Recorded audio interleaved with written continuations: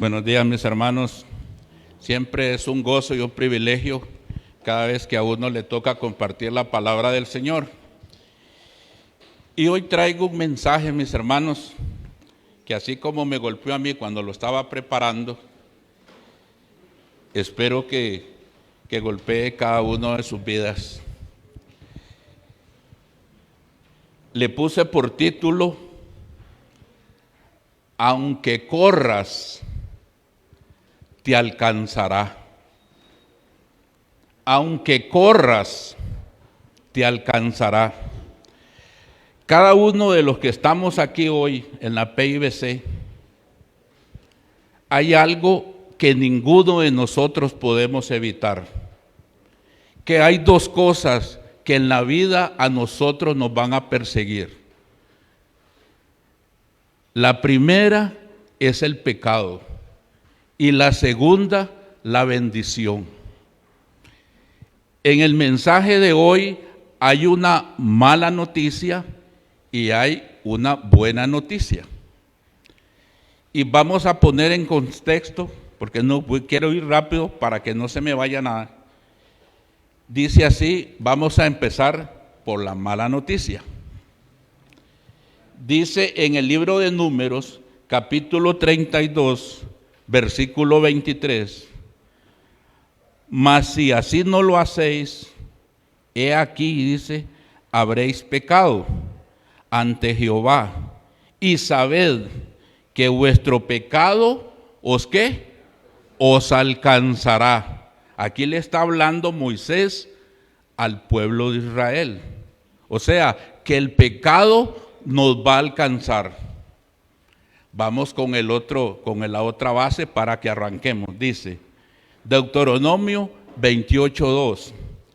Y vendrán sobre ti todas estas bendiciones y te alcanzarán. Estas son las buenas noticias.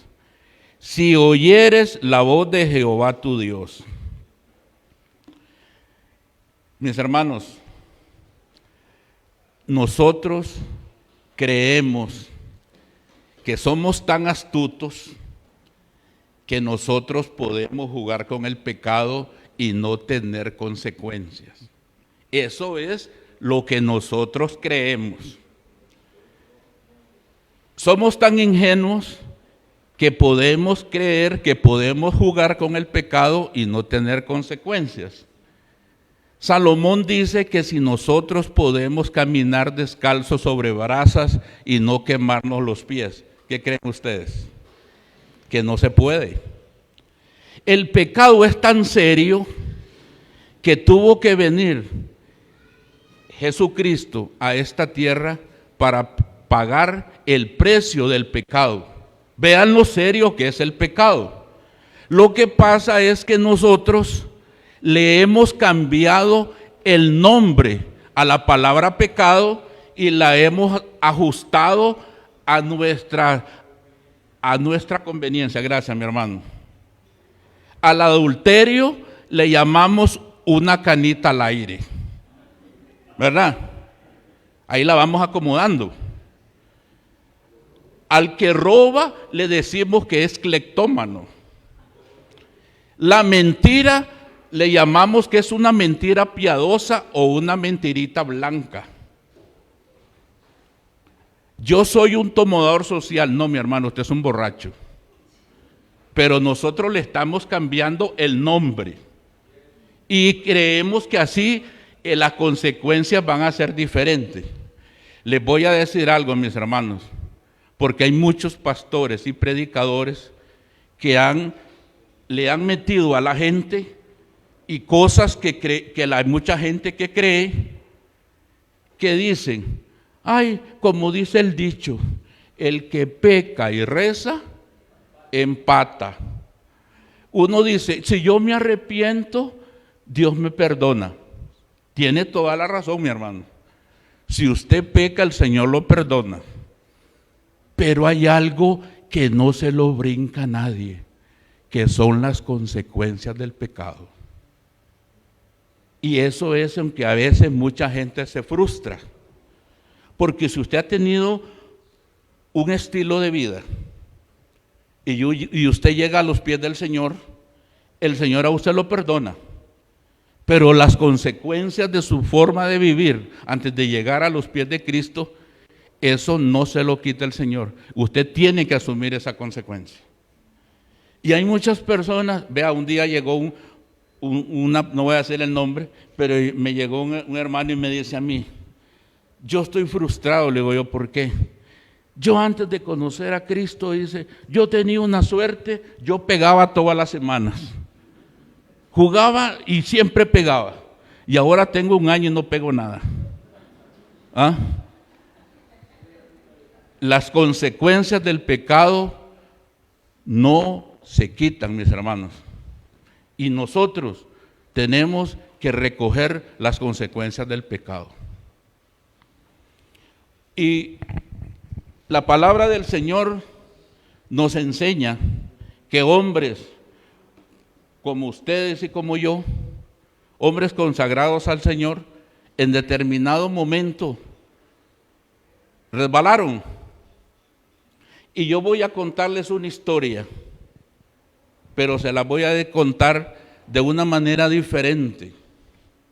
Sé que todo mundo, cuando yo diga el título y todos van a decir, yo ya lo he escuchado, pero yo les aseguro que como yo se las voy a contar, así para rajar un poquito, es exclusivo de la PIBC.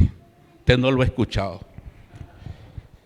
Vayamos a 2 de Samuel, nada más disfrútenlo, no tienen que buscarlo, yo se las resumo, no se preocupe. Yo quiero que ustedes no se me distraigan, por favor, no la busquen, ahí ya la tienen, no la busquen. Son 2 capítulos, yo se los voy a resumir, no se preocupe. Yo quiero que ustedes disfruten, que se relajen, pero que pongan atención.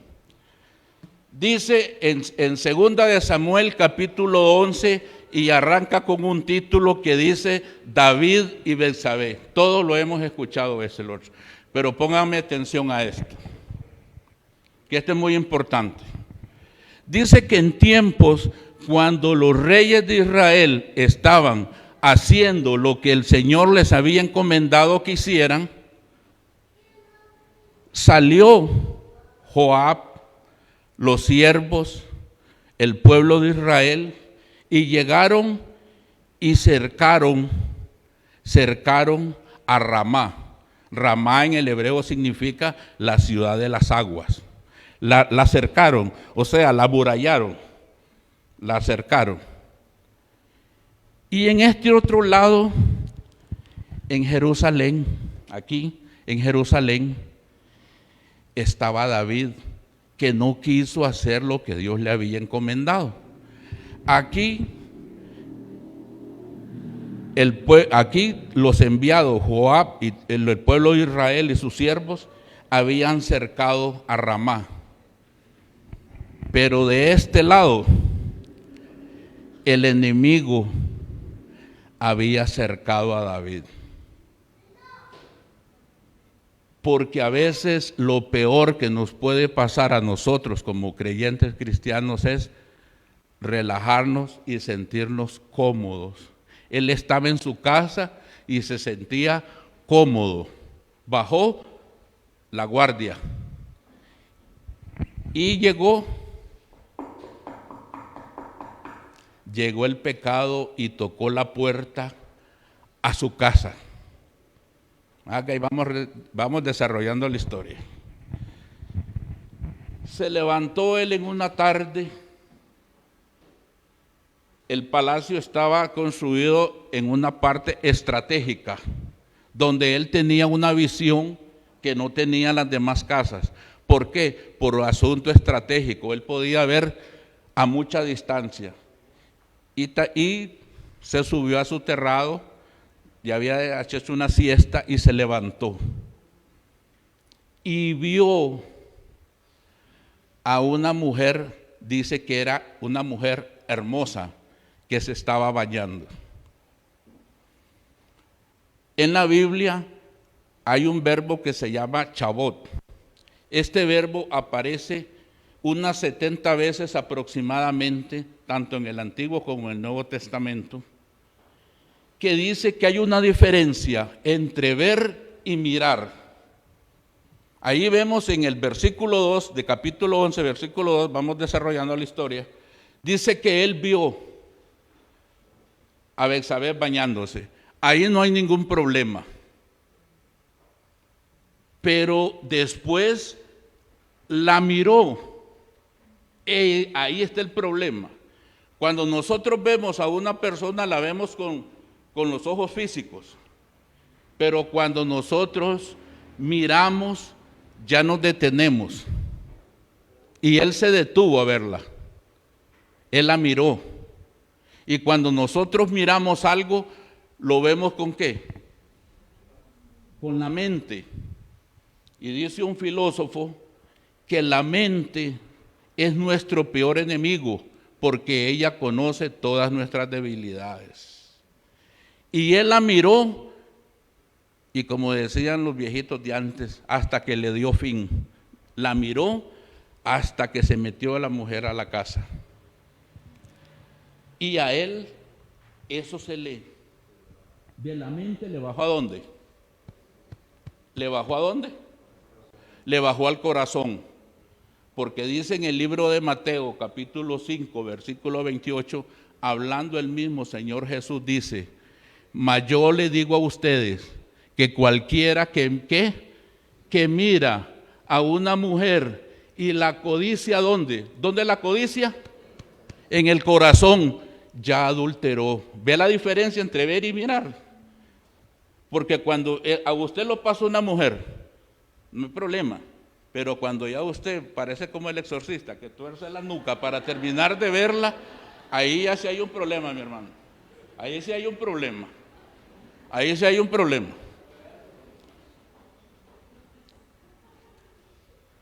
Y dice la palabra del Señor, y esto es muy importante. Dice en el libro de Eclesiastés, capítulo 10, versículo 8, que el que cava hueco cae en él. El que toma malas decisiones va a caer en sus propias malas decisiones. Y el que aportillare vallado, ¿qué es aportillar vallado? La defensa, la protección que pone el Señor en las vidas de nosotros, cuando nosotros estamos descarrilados, nosotros mismos vamos a aportillar, a botar esa defensa.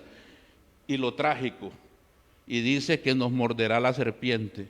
¿Y dónde entra el veneno de la serpiente? En la sangre. ¿Y qué es cuando nos muerde la serpiente? Caímos en el pecado. A David se le metió ese deseo, que cuando él comenzó a bajar esas gradas para ir a mandar al primer mensajero para averiguarse por esa mujer, en el corazón se produjo una palabra que en hebreo se llama concupiscencia. ¿Y qué es concupiscencia? En el hebreo dice que son deseos incontrolables.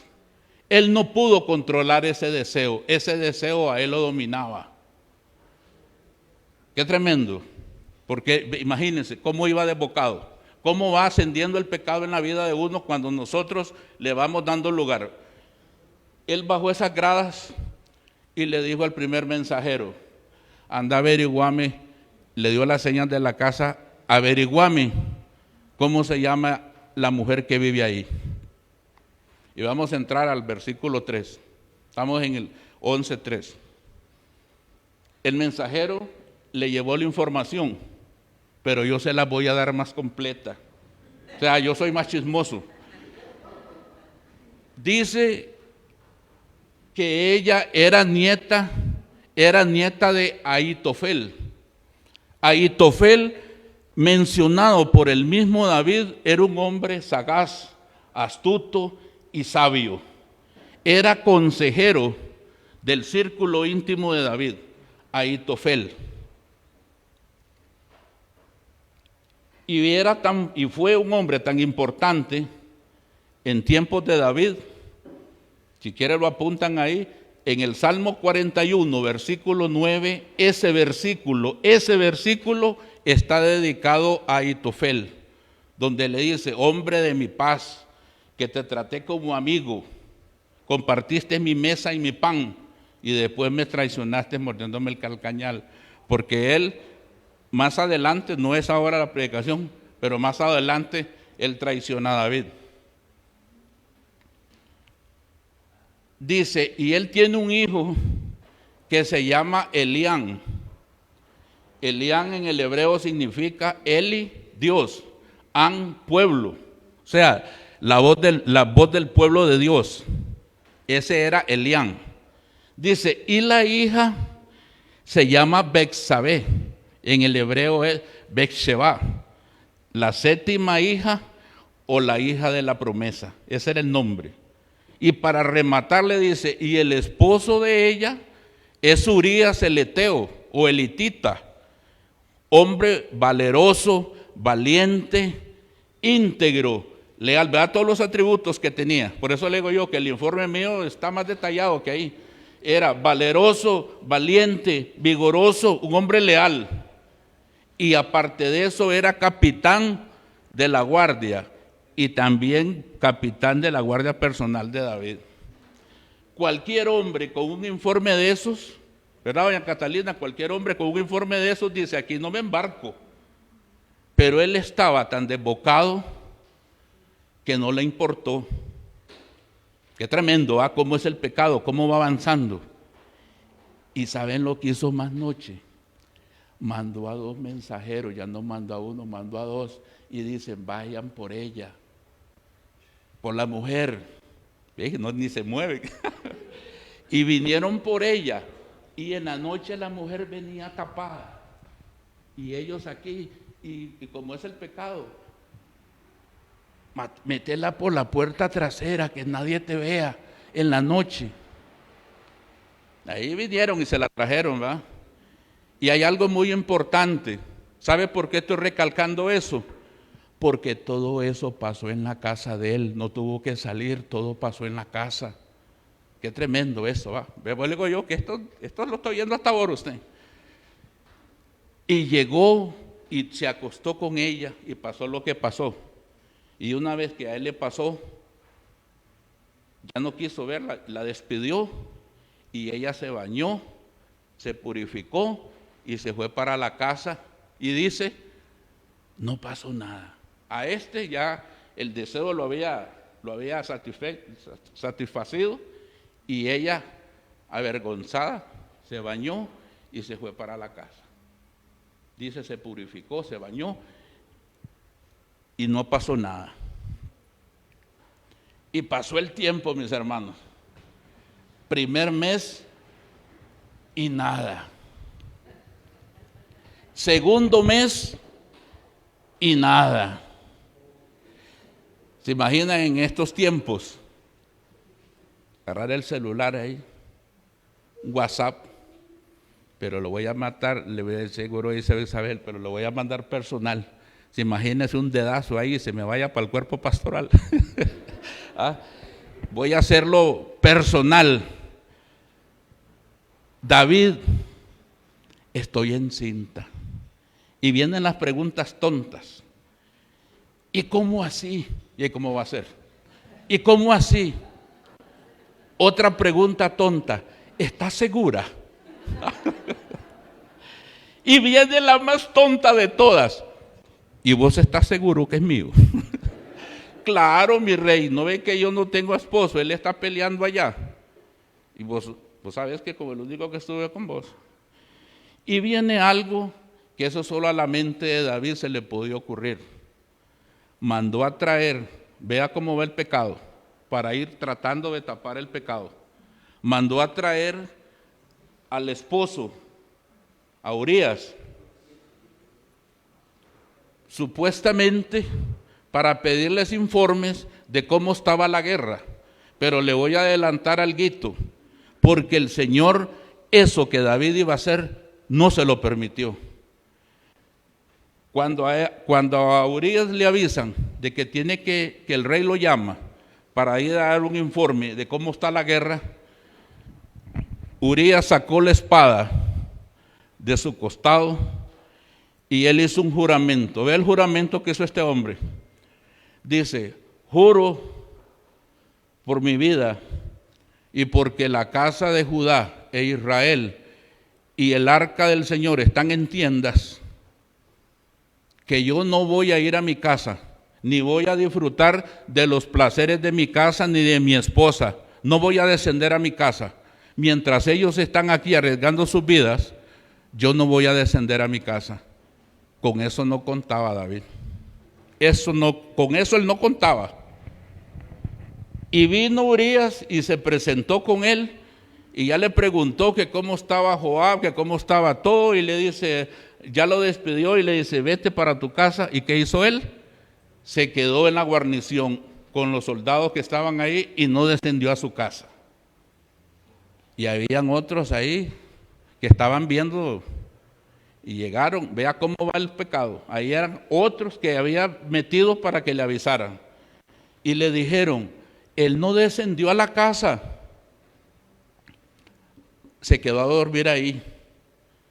Y viene otro y trajo otros y le dice, la operación de esta noche es emborracharlo. Ya Juma lo mandamos para la casa y ahí está, y ahí pasa lo que pasa. Pero aún así borracho, él no descendió a la casa. Ya él no tuvo opción. Y quiero hacer un paréntesis en esto. Escarbando uno en la historia, no se menciona que Betsabé sí tuvo un encuentro previo con David antes de él hacer esto. ¿Y sabe por qué? Porque si ella no lograba demostrar de que ese embarazo era de su esposo, ¿qué pasaba? ¿Qué creen ustedes que pasaba? La mataban a pedrada. Levítico 20:10. En el libro de Levítico 20:10 dice que a ella la sacaban a la fuerza fuera de la ciudad. Y les pregunto, ¿quién creen ustedes que era el primero que iba a lanzar la primera piedra? El esposo, porque él era el ofendido, el agraviado. El esposo era el primero que lanzaba la primera piedra. Y él lo hubiera hecho porque era un hombre de honor. Y él iba a lavar su honor. Por eso ella tuvo que unirse a él, porque la vida de ella dependía de ese secreto. Pero Dios no lo permitió. Y a un borracho no bajó. ¿Y qué hizo? Involucró a otra persona para que le siguieran tapando el pecado. Involucró a Joab. Y vea qué hombre más íntegro. Yo calculo que a nosotros nos dan una carta de esa, verá que uno ahí por el camino uno va haciendo, a ver qué si, ¿verdad? A ver si, o soplarla, a ver qué dice. Pero él no lo hizo. ¿Y sabe qué decía esa carta? Cuando llegue esta misiva, le dice, pone a Urías en el lugar más fuerte, donde esté la gente más valiente del enemigo, y cuando ellos vengan a defender la ciudad, ustedes retrocedan y que él sea muerto ahí. ¿Y qué pasó? Ahí murió Urías. Y murió miserablemente por tapar el pecado del hombre por el quien estaba dando la vida, porque ellos estaban peleando para preservar la vida del rey. Por el que él estaba peleando, lo traicionó miserablemente. Y cuando le mandan con el mensajero, le dan las noticias de la guerra y le dicen, y de entre todos los muertos que hay, ahí también murió Urías. ¿Y qué hizo él? Después de que pasó el tiempo de luto, mandó a traer a la mujer de Urías y se casó con ella. Y para todo el pueblo de Israel él era un héroe, un hombre piadoso, porque se había casado con una mujer viuda y estaba embarazada, pero le achacaban el embarazo a Urías, ¿verdad?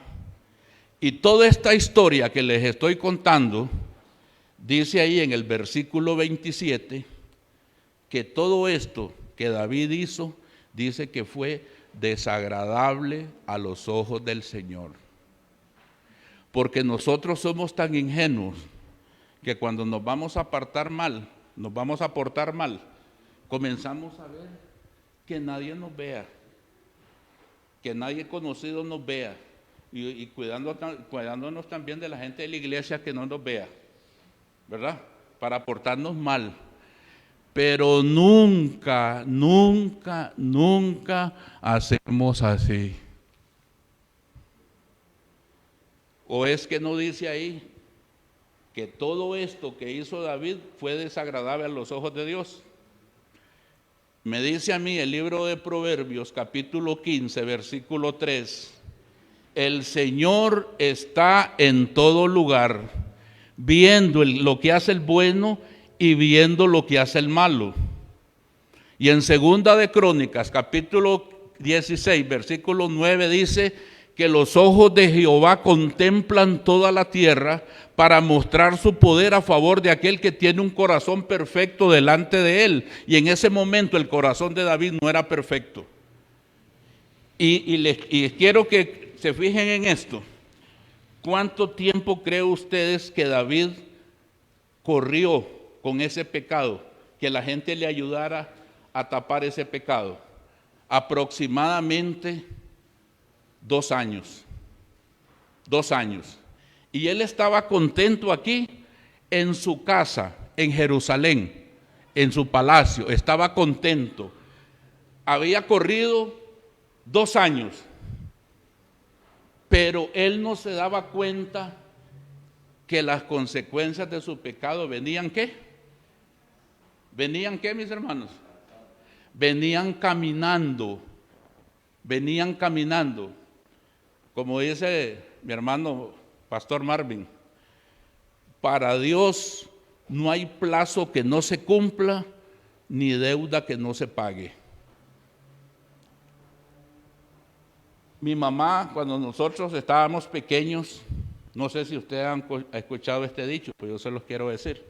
Mi mamá, cuando nosotros estábamos pequeños, siempre nos decía: hijo, los molinos de Dios muelen despacio, pero siempre muelen. Amén. Y él había corrido 2 años, pero en 2 años venía el pecado hasta que lo alcanzó. Lo alcanzó. Nosotros, mis hermanos, y eso es algo que cada uno de nosotros sabemos cómo estamos. Tal vez nosotros hemos corrido por muchos años, pero hay algo que es inevitable.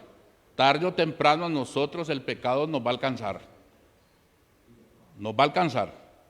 Porque eso, ¿qué es lo que dice en el libro de Gálatas 6:7? No os engañéis, porque Dios no puede ser burlado. Todo lo que el hombre siembra, ¿y qué es todo? Todo. Lo que uno siembra, ¿qué? Lo recoge. Y en el libro de Oseas, capítulo 8, versículo 7 dice: porque al que siembra vientos cosechará torbellinos. Lo que nosotros sembramos vamos a recoger. Una cosa es que el Señor nos perdone a nosotros nuestros pecados, porque sí los perdona, pero otra cosa son las consecuencias del pecado. Esa cosecha no la evita nadie. Esa cosecha la tenemos que recibir, la tenemos que recoger cada uno de nosotros, de acuerdo a lo que hayamos hecho. Y hay algo que es muy importante, y que a mí me gusta detallar mucho. Fíjese que en el capítulo 11 solo aparece Betsabé una vez, David y Betsabé, punto. Y aparece en el versículo 3 donde mandaron a averiguar cómo se llama. Pero no vuelve a aparecer más el nombre. Solo hablan de ella como la esposa de Urías. Porque el Señor quiere levantar más a Urías porque fue el hombre traicionado, el hombre leal, el hombre íntegro que fue traicionado. Vean, revisen todo el capítulo y vean que solo aparece como título David y Betsabé, y en el versículo 3 aparece el nombre de Betsabé, pero en todos los demás, desde el 3 al 27 no vuelve a aparecer, solo aparece como la mujer de Urías. Y todos, para cortar un poco más esto, todos sabemos lo que Natán le dijo a David, ¿verdad? Que tenía una oveja, que la había chineado, que la había criado como una hija, y que había un hombre que era millonario, que tenía un montón. ¿Y qué hizo él? Él se enojó. Todos conocemos esa parte, ¿verdad? Todos la conocemos. Porque quiero entrar a esto. Cuando él le dijo, ese hombre es digno de muerte, y aquí está reflejado lo que yo les estoy diciendo. El profeta Natán le dijo, ese eres tú. Estamos en el capítulo 12, versículo 13, y le dice David a él, yo he pecado. Él no dijo, yo me equivoqué. Como cuando uno comete adulterio, dice, es que fue un error, yo me equivoqué. No, ahí David dice, yo he pecado, como es la cosa. No hay que disfrazar las cosas. Pecado es pecado. Ahí dice, yo he pecado. ¿Y qué le dice el profeta Natán? Tu pecado, no le dice tu error, le dice tu pecado ha sido ¿qué? Redimido. O sea, no vas a morir por esto, pero vas a recoger.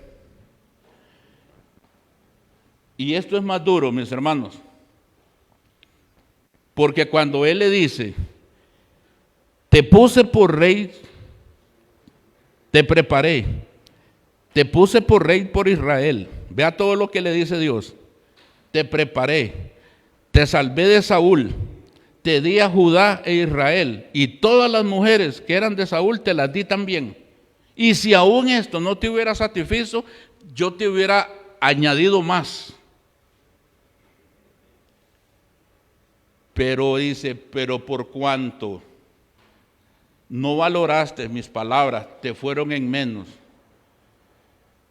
Y la gente, los enemigos de Dios, dice, se burlaron de esto.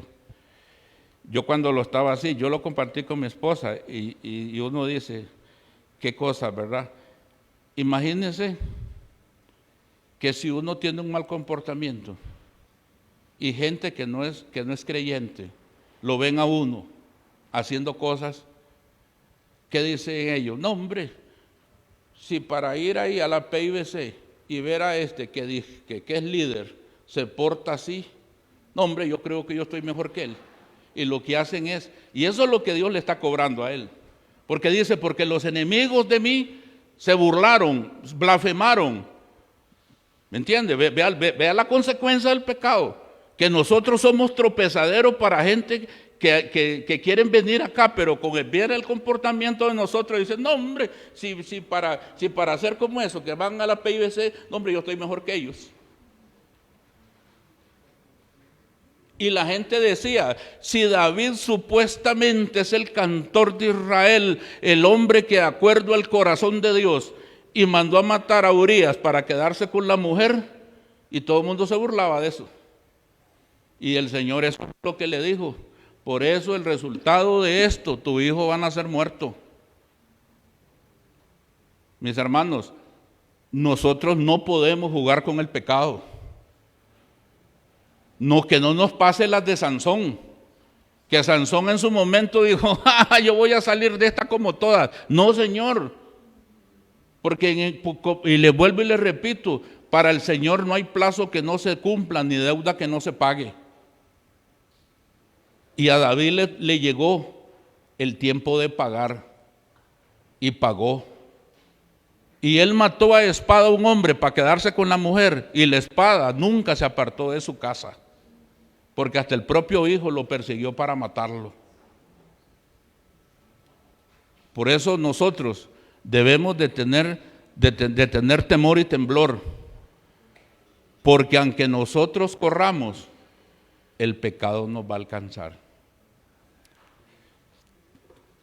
Y vamos con la segunda. Quiero que me pongan atención en esta. Dice en Deuteronomio 28, dice, vean donde yo estoy parado. Es donde estoy parado yo, es mi presente. Esto es mi presente. Pero dice, acontecerá. ¿Qué significa acontecerá? Aquí, allá, acá.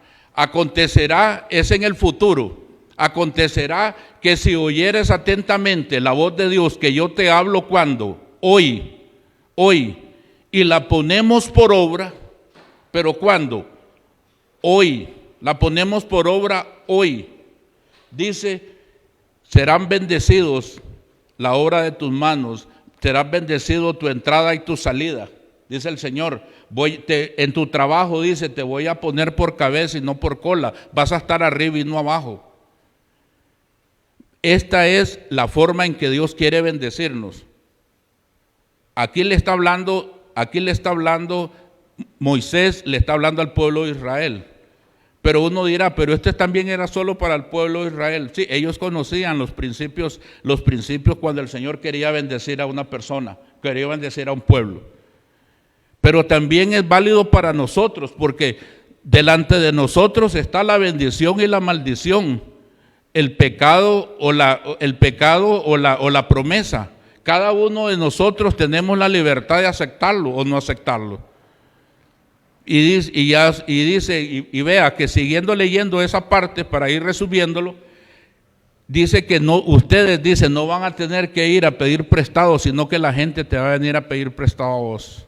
Y ahora cuánta gente hay endeudada por malas decisiones, el gota a gota, y gente que hipoteca su casa y la pierde por tomar malas decisiones. Mis hermanos, el método del Señor no cambia. La forma del Señor de actuar con su pueblo es la misma. Somos nosotros los que hemos cambiado el orden de las cosas. Y ya para ir terminando, mis hermanos, no crean a todo lo que ustedes escuchen. Y lo voy a decir así rápidamente, que a mí me chocó verlo y quiero compartirlo con ustedes. Dice una persona en un canal que todos sabemos cuál es, dice, en este canal lo primero es la plata, después todo lo demás. Y otro pastor ahí diciendo aleluya, gloria a Dios, dice, usted siembre hasta que le duela. Y en la Biblia me dice a mí, en 2 de Corintios 9:7, cada uno dé como propuso en su corazón, no con tristeza ni por necesidad, porque Dios ama, ¿qué? Ahí dice que es que hasta que me duela. No. ¿Y sabe qué pasa, mis hermanos? Lo que dice en el libro de Oseas 4:8. ¿Por qué es que perece el pueblo? Por falta de conocimiento, por no entender lo que la palabra dice. Mis hermanos, no hay ningún hombre que pueda pactar con Dios. Eso es mentira. Dios es el que pacta con nosotros. No hay ningún hombre que pueda pactar con Dios. Que siembre, que 20, que 30, que... Eso no es así. El Señor tiene su forma. Él bendice al que le da la gana. Él bendice al que le da la gana. Pero Él dice, si ustedes escuchan atentamente la palabra que yo les hablo hoy y la ponen y la atesoran en su corazón y la ponen por práctica, entonces yo voy a hacer esto. Y eso no va a cambiar. Y termino con este pensamiento. Dice, es muy imprudente vivir sin Cristo. Es incorrecto correr y esconderse de Él. Es inmaduro desobedecerlo, pero aún sabiéndolo, lo hacemos. Cada uno de nosotros, mis hermanos, tenemos la responsabilidad de qué queremos que nos siga a partir de hoy. La bendición o la maldición.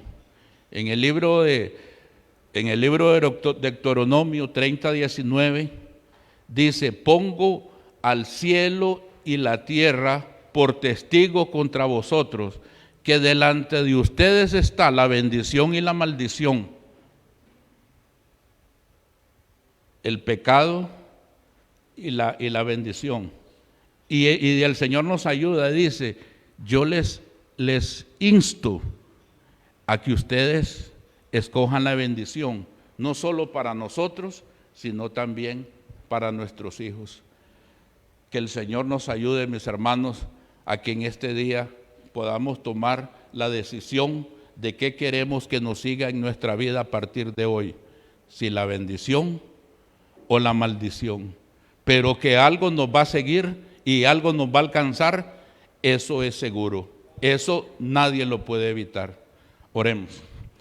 Bendito Dios y Padre Celestial, En esta mañana, Señor, te damos muchas gracias, Padre.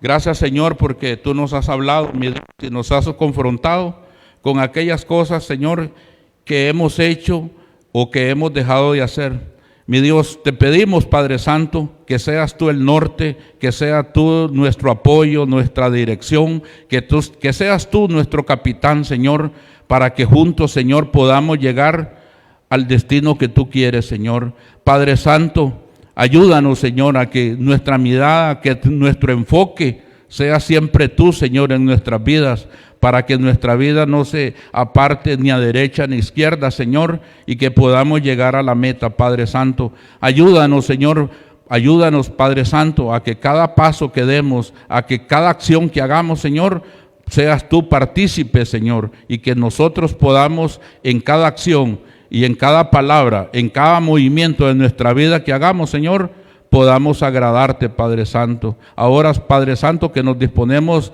a irnos de acá, Señor, pero no de tu presencia, que tu amor y tu misericordia nos acompañen hoy, mañana y siempre. Te alabamos y te bendecimos, Señor, y te damos muchas gracias en el nombre de tu Hijo amado Jesús. Amén. Muchas gracias, mis hermanos, que el Señor me los bendiga.